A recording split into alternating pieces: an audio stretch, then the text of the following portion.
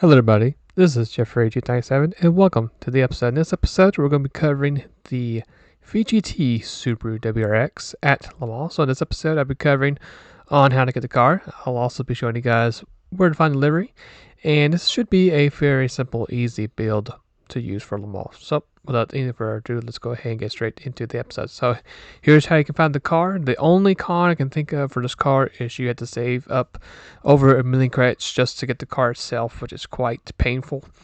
But if you want to get yourself a new car to basically farm at Le Mans, then this car really felt really good to drive around the track. Surprisingly good. Here's the livery that I'll be using for this race. If you guys want to go ahead and just copy the hashtags, you can.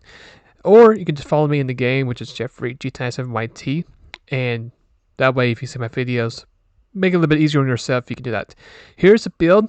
Now, before I get into deeper in the build, there is actually one special thing you need to have is 2 special tire compounds. You need a set of wets and a set of slicks, because let's say if this is your first time running at Le Mans, Le Mans' weather pattern is always going to be this. It's going to be starting the race nice, dry, sunny conditions, as you see so right here. It should last for averaging 2 to 3 laps.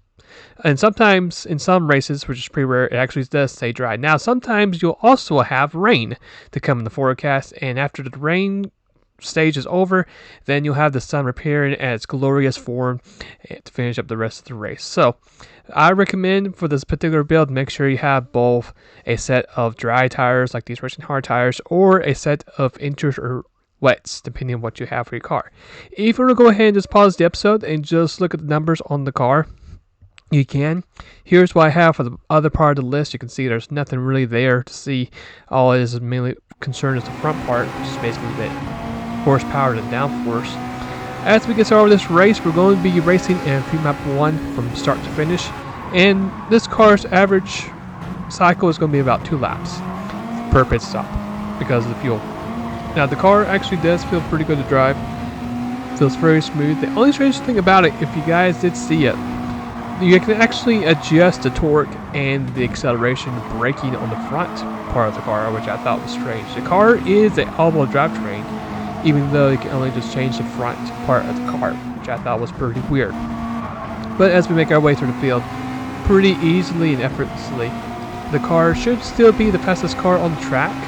And just to give you a heads up, that green bar that's to the left of the screen, that's below the fuel map arc, that is going to be depleting during the race, and I think by the beginning of lap 2 or sometime on lap 2, that is going to be completely emptied out. And unfortunately, when it runs out, there's really no chance of you recharging that battery turbo into your car. But as we make our way through the field down the road, we're going to get ourselves right in the top 5 once we get through this first chicane here. After we get down with the second chicane, well, then we'll have ourselves a battle between ourselves and the race leaders for this race. But this car, very smooth overall, not too hard to drive, so if you have a wheel or have a controller, this should be pretty easy overall for you to drive this car. And with this Castrol livery, which actually is a pretty interesting livery, considering we do have the orange part of the car showing off, mixing with the white, the green, and the red Castrol stickers, which I thought was pretty cool. We have caught up with the main 3 cars right in front of us. We're going to get ourselves a good run out of this exit, get a little bit of slipstream, and easily pass these top 3 leaders. And from that on, we're going to basically leave everybody else in the dust and just run our race from that point.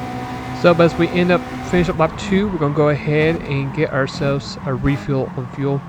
The tires are in decently good shape, so there's no need to really worry about changing any tires at this stage of the race. Just worry about refilling the fuel. And for the weather, I do notice that we did have some cloud cover heading our direction, but thankfully we did have some rain showers, but it was not enough to really force the issue. We have to change inters or wets. So we sticked on the dries. Pit stop number 2 on lap number 4. We're going to do the same scenario. We actually were finishing up ending a rain shower, so all I'll be doing here is just another refuel for the car, and that's going to be it for pit stop number 2.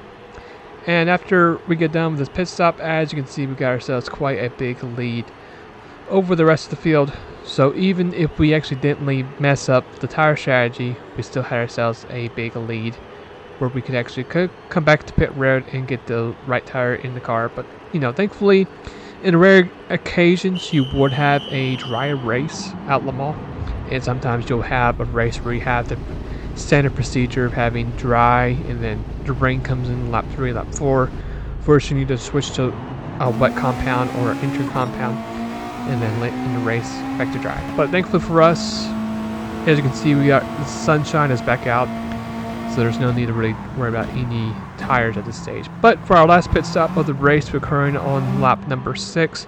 We're going to get fuel for one last time, and while we're going to do it, we're going to also get us some fresh tires, mainly to kill time.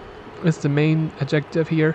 As you can see, we're just below 3 minutes, so this will be officially not only our last pit stop for the race, but this is going to be our last lap also. So for the fuel, I'll just be fueling just enough fuel just to get us by with 1 lap around Le Mans, and that's going to be pretty much be it for our race. So as you can use all kinds of cars, all kinds of methods for Le Mans, this is a very, very simple, easy way to get money in the game. Maybe a little bit easier than Tokyo Expressway, even though it actually is a bit boring and it does take a little bit longer than Tokyo Expressway. I know not everybody enjoys Tokyo Expressway, but at least we have them all and sort of Digna to fall back on. So as we about to finish up the race, very smooth control overall as we get the white flag and finish up this race as we go through the chicane one last time. That's going to be it for our run at Le Mans using the Subaru WRX VGT at Le Mans. Very smooth overall, even though there's a lot of cars out there I know personally that can go a lot faster than this particular car, but as long as it works, then we're good. Got ourselves a huge lead over P2, got ourselves that sweet clean race bonus, which is always crucial, and that's going to be it for this run and for the episode. So let me go ahead and give you guys a sneak peek preview of the next episode.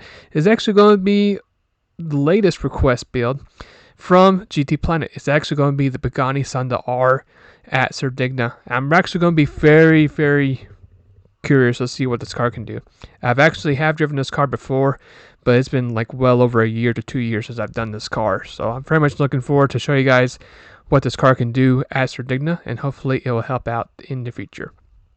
Hopefully you guys enjoyed today's episode at Le Mans, and if you did, why not go ahead and leave a like. If you guys want to check out the last episode, I did covered using the Suzuki Escudo at Tokyo Expressway using the wall ride method.